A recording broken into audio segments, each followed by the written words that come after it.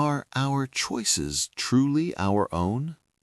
A restaurant places an expensive $120 bottle of wine at the top of the menu to serve as an anchor for your expectations. By comparison, the $50 bottle beneath it suddenly appears reasonably priced, even if you originally intended to spend only $30. You walk away feeling frugal, unaware that the menu's layout dictated your spending limit before you even sat down.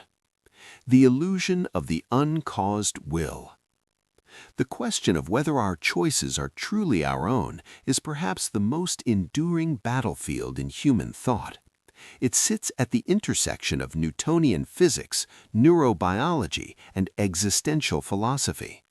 To answer it, we must navigate the tension between our internal subjective experience, which insists we are the captains of our souls, and the objective reality of a universe governed by cause and effect.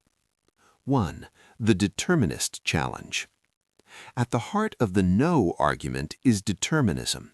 This is the philosophical position that every event, including every human action, is the necessary result of prior causes.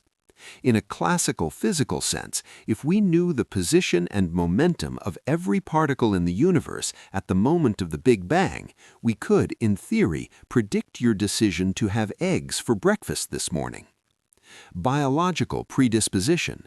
We do not choose our DNA, our temperament, or our brain chemistry. A person with a hyperreactive amygdala does not choose to feel more fear than someone else, they simply do. Environmental conditioning. Our choices are often echoes of our upbringing, culture, and socioeconomic status. We speak the languages we were taught and often mirror the values of the tribes that raised us. 3. The neuroscience of decision-making. Modern science has complicated the idea of ownership over our choices. Famous experiments, such as those conducted by Benjamin Libet, suggested that the brain begins the process of choosing before the person becomes consciously aware of their intention to move. If the brain begins the process of choosing before the self is even aware of it, who is doing the choosing? This suggests that the conscious mind may be more of a press secretary than a chief executive, explaining and justifying decisions that have already been made by subconscious processes. 4. The case for agency, compatibilism. Many modern philosophers argue for compatibilism, the idea that free will and determinism can coexist.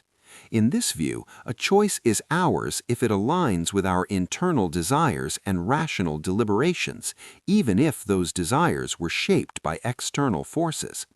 If I choose to save a person from the fire because I value human life, that choice is mine because it originates from my character. The fact that my character was built by my parents and my experiences doesn't make the choice any less authentic to who I am today. Conclusion. Ultimately, the ownership of our choices may be a matter of scale. On a subatomic or historical scale, we are links in an infinite chain of causality. However, on a human scale, the capacity for self-reflection, the ability to pause, weigh options, and act according to reason is what defines our agency. Our choices may not be free from the laws of physics, but they are ours in the sense that they are the unique output of our specific biological and experiential history.